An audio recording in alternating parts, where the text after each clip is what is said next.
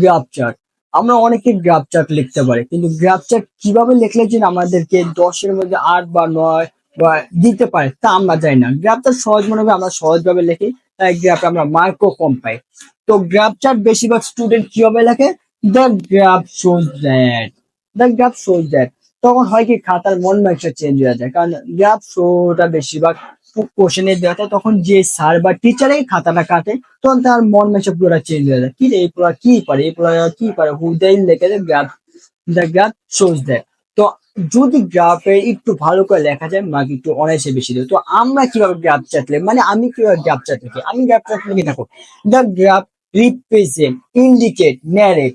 Represent তো graph আমাকে দেখাচ্ছে, ইন্ডিকেটর তো নির্দেশ করতেছে, ন্যারেট তো গ্রাফটা বর্ণনা করতেছে।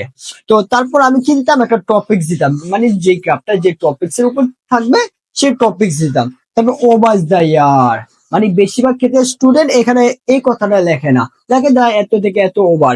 তারপর ওভার দ্য ইয়ার লেখার পরে লিখতাম বিটুইন এন্ড এত থেকে এত। মানে বেশিরভাগ ক্ষেত্রে স্টুডেন্ট লিখতে হবে বিটুইন, না যে ফ্রম 2004 থেকে টু এত। তো এখন দেখো ভাইয়া যখন গ্রাফটার সাথে কিভাবে আসে, দেখো the graph represents the number of internet over the years between 2004 and 2008। এখন সাধারণ একটা ছেলের সাথে তোমার গ্রাফ লেখার নিয়ম আর ভাইয়ার গ্রাফটা লেখা যায়। সাধারণ ছেলে গ্রাফ শোজ দ্যাট, এরকম এরকম লেখার পর তার ফর্ম টু দ্যাট, এরকম পুরো খাতার মনে মিশে চেঞ্জ হয়ে যায়। আর তুমি যদি এই তিনটা, মানে রিপ্রেজেন্ট, ইন্ডিকেট, নেয়, এই তিনটা থেকে যে কোনো একটা দিয়ে শুরু করো, যে কোনো একটা দিয়ে শুরু করো, তখন তোমার খাতার যে মনে করো একটা কি জানি এটা বলে, খাতার প্রেজেন্টেশনটা পুরো চেঞ্জ হয়ে যাবে। যেমন তখন স্যারের মন মেসে চেঞ্জ হবে, তুমি এক লাইনে পুরো স্যার ইমপ্রেস করে ফেলছো। দেখো, the graph represent the number of internet over the years between 2004 থেকে এন্ড 2008। এক কথা পুরো স্যার ইমপ্রেস। বাহ! তোমার খাতা পরে কি লেখা আছে, তুমি ইংলিশ পারো বা না পারো, বা তুমি একটু হালকা একটু চেষ্টা করছো, স্যার ইমপ্রেস কর, স্যার পুরো ইমপ্রেস হয়। তখন স্যারের পুরো মন মেসে চেঞ্জ হয়ে যায়। স্যার যদি বললে জয়টা করে আসে, কোনো লাভ হবে না, তখন তখন কোনো লাভই হবে না। কারণ এই কথাটার মাধ্যমে স্যার পুরো মন মেখেছে, স্যার প্রেজেন্টেশন অন্যরকম। তখন তোমার খাতায় অনায়াসে স্যারে 8 থেকে 9 দিতে বাধ্য বাধ্য, কারণ তুমি স্যারের একবার মনটা জিততে গেছো। এখন আমরা আরেকটু ভালো কিভাবে করি, দেখো, এট এ গ্ল্যান্স, এক নজরে। এই যে ভাইয়া যে গ্রাফটা লিখে ভাইয়ের মতো সাজালাম, এক নজর ভাইয়া, মানে আমরা এই গ্রাফটা এক নজরে কি কি দেখতে তাই এট এ গ্লান্স, এক নজর। দ্য গ্রাফ ইন্ডিকেট, এই যে একটা ভোকাবুলি, ইন্ডিকেট, এটা না বলতে ইন্ডিকেট নির্দেশ করতেছে, নটেবল উল্লেখযোগ্য, এসকেলেট বৃদ্ধি পাওয়া, of the internet users of doing the years. এখন দেখো, এই যে আমরা নির্দিকেট, তারপরে নটেবল, এসকেলেট, এই ছোট ছোট বকেবের কারণে আমাদের কত হাই হয়ে যাবে জানো, স্যারের নজরে আমরা কত ভালো হয়ে যাবো, তুমি বুঝতে পারবা না। তবে ছোটখাটো বকেবের কারণে স্যারের বুঝতে হবে, এই পোলা ইংলিশ অনেক বেশি এক্সপার্ট, ইংলিশ ভালো পারে। ছোটখাটো আমরা জানি আমরা ইংলিশ পাই না, বাট আমরা ছোটখাটো একটা যে বকেব মারবো, ওই একটা যে বকেবের কারণে স্যারের কাছে আমরা অনেক বেশি হয়ে যাবো। এখন দেখো এই লাইনটা কি আসে, এট আ গ্লান্স, এক নজর, দ্য গ্রাফ ইন্ডিকেট, মানে নির্দেশ করে, নটেবল উল্লেখযোগ্য, এসকেলেট বৃদ্ধি পায়। মানে ভাই আমরা এটা কি দেয়, এটা একটা গ্রাফ, এটা দেখো এট এ গ্লান্স, মানে একটা যে আমরা দেখি গ্রাফটা দেখো উপর, নিচ থেকে উপরে যাচ্ছে, নিচ থেকে উপরে যাচ্ছে, মানে বৃদ্ধি পাচ্ছে। দেখো 2004 সালে 5%, 2008 সালে আছে তোমার 45%। তো আমরা কি দেখি, গ্রাফটা নিচ থেকে উপরে যাচ্ছে, নিচ থেকে উপরে, মানে বৃদ্ধি পাচ্ছে। তো আমরা দেখলাম এট এ গ্লান্স, এক নজরে, দ্য গ্রাফ ইন্ডিকেট দেখাচ্ছে সোজা মনে করো নিচ থেকে উপরে বৃদ্ধি পাচ্ছে। এখন যদি গ্রাফটা ধরো উপর থেকে নিচে আসতো, উপর থেকে নিচে, তখন শুধু আমরা এই এসকেলেট বৃদ্ধি পাওয়ার জায়গায় আমরা কমে যাওয়া লিখতাম, তখন আবার মনে করো জোশ হয়ে যেত। মানে এখন পুরো প্রেজেন্টেশন, তো আমরা যারা প্রেজেন্টেশন এখন পুরো পারফেক্ট ভাবে হচ্ছে। দেখো তখন এখানে আমরা কি তোমার এসকেলেট মানে বৃদ্ধি পাওয়ার যায়, তখন কমে যাওয়া লিখতাম, এবেট লিখতাম। আর এই ডিক্রিজ, এগুলা লিখলে পুরো একেবারে মানে বুঝে যায় এটা নিচ থেকে কমে যাচ্ছে। তোমার এখানে গ্রাফটা যেভাবে থাকবে তুমি ওইখানে লিখবা, বাট এটুকু লিখলে হয়ে যাবে।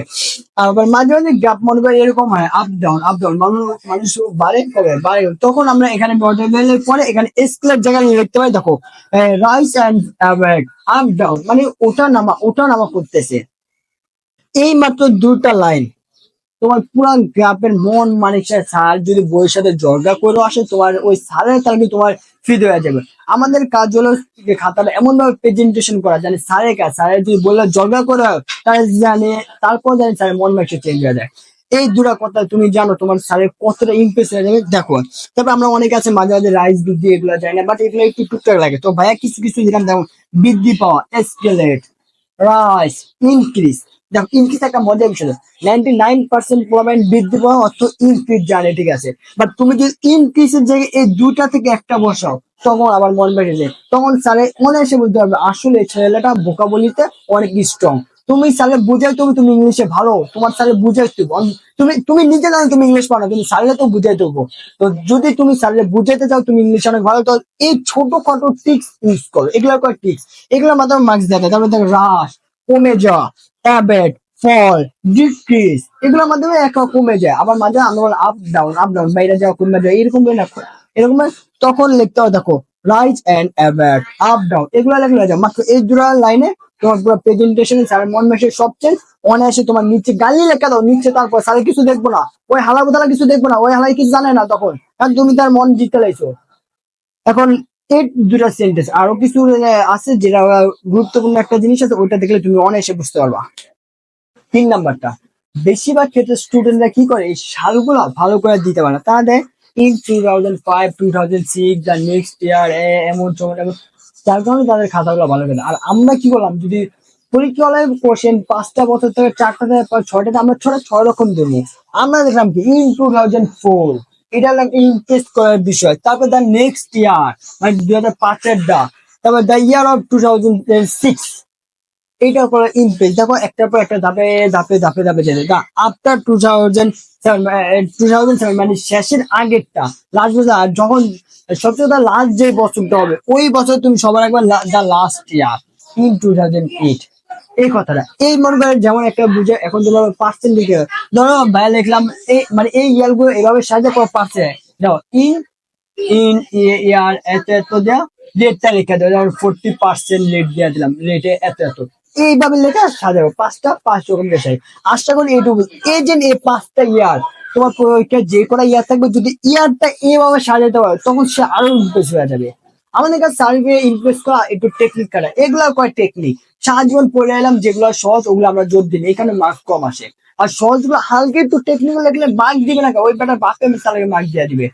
তো তারপর দেখো তুলনা, 4 নাম্বার, মানে আমরা 6টা টপিক শিখবো বলছি না, গ্রাফের 6টা টপিক কিভাবে 10-এ 8, 9 পাইতো, এটা 4 নম্বর সবচেয়ে ইম্পর্টেন্ট, তুলনা। তুলনা মানে একটা গ্রাফে যে তুলনা করতে হবে এটা সবচেয়ে ইম্পর্টেন্ট। দেখো এই গ্রাফে কি লেখা, the graph we notice that, মানে এই একটা গ্রাফ আমরা দেখতেছি 2008 সালে, মানে এই হলো 2008 সালের 40%, 40% তুমি দেখতে এখানে 45%, বা আমি লিখলাম 40% বলতেছি, দেয়ার ওয়াজ এ an increase avoid compared to the previous, এখন ব্যয় বুঝি।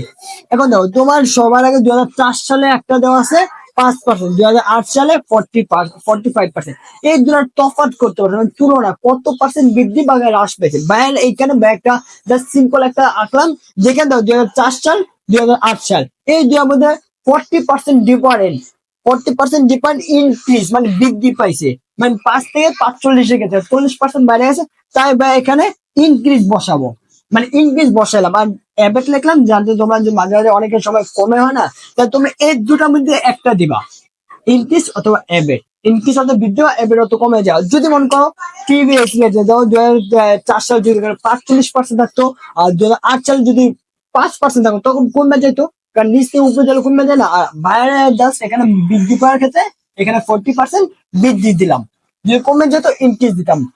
তো আশা করি এই তুলনাটা বুঝতে হবে। তুলনা সোজা একটা বাংলা ভাষায় বলি, তুলনা হলো প্রথম বছর থেকে লাস্ট বছর যদি বৃদ্ধি পায় বৃদ্ধি লিখবা, কম পাইলে কম লিখবা, এইটা হলো এই একটা কথা স্যার আরো ইম্পেক্ট দিয়ে দেবে। সবার মাস্ট ইম্পর্টেন্ট হলো এই তুলনাটা। আশা করি এই তুলনা বুঝে ফেলছো, এইটুকু ভাবে যদি লেখো তোমার মার্ক দিতে সে বাধ্য। এখন দাও 5 number, according to the graph, হ্যাঁ আচ্ছা, এইটা মানে 5 নাম্বার কি লিখবো আগে সবাই, 5 নাম্বারে কোনটা হাইস্ট কোনটা লো, মানে সবচেয়ে কোনটা বেশি ছিল, কত বছর সবচেয়ে বেশি ছিল, কত বছর সবচেয়ে কম ছিল, এইটা লিখবা। সোজা কথা কম বেশি লিখবা, এই যে সোজা কথা কম বেশি, কত বছর কম ছিল কত বছর বেশি ছিল, এটা লিখবে। দেখো ভাই কেমন, according to the graph 2008 in the year of when his highest number was 45%, মানে এই যে 2008 সালে সবচেয়ে বেশি ছিল, হাইস্ট সবচেয়ে বেশি ছিল কত 45%। তবে হুইল 2004 মানে 2004 সালে, এই যে এই ভাই যে কথাগুলো লেখে না এগুলো তোমরা লেখা দিতে পারো, এই খালি বাংলা কথা স্যার, এই যে এক কথা ভারী গ্রাফটা মারা দিবা জাস্ট। আচ্ছা হুইল 2004 ইজ দ্য ইয়ার মানে বিগত বছর মানে এই শুরু থেকে হোয়েন দা লোয়েস্ট নাম্বার, সবচেয়ে কম নাম্বার, সবচেয়ে কত নাম্বার ছিল, সবচেয়ে কম ছিল এই তোমার এই যে 5%, সবচেয়ে কম ছিল 5%। যার নাম্বার ওয়ান ইজ 5%। সো শুধু 5 নাম্বার টপিক দিবা, কম বেশি, হাইস বেশি, হাইস হাইস আর কম, এটা মানে বেশি কম বেশি কম, কম বেশি কম বেশি বেশি কম, এই দিবা।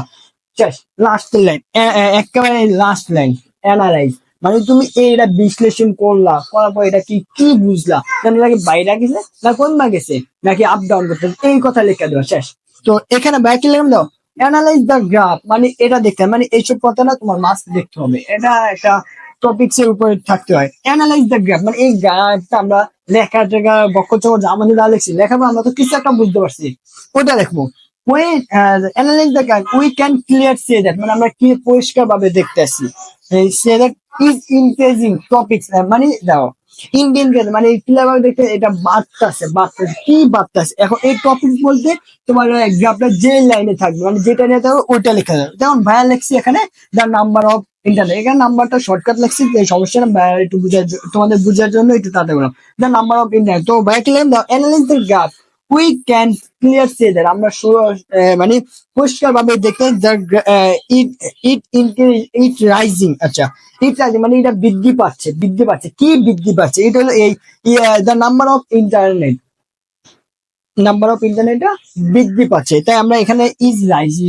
এখন তোমরা রাইজিং অন্য কিছু লিখতে পারো, যেমন ইনক্রিজ লিখতে পারো, ইনক্রিজ আরো কয়েকটা আছে, এগুলো এক্সকেলেটর লিখতে পারো। এখন এটা তোমরা বুঝো, আশা করি এইটুকু বুঝতে পারছো।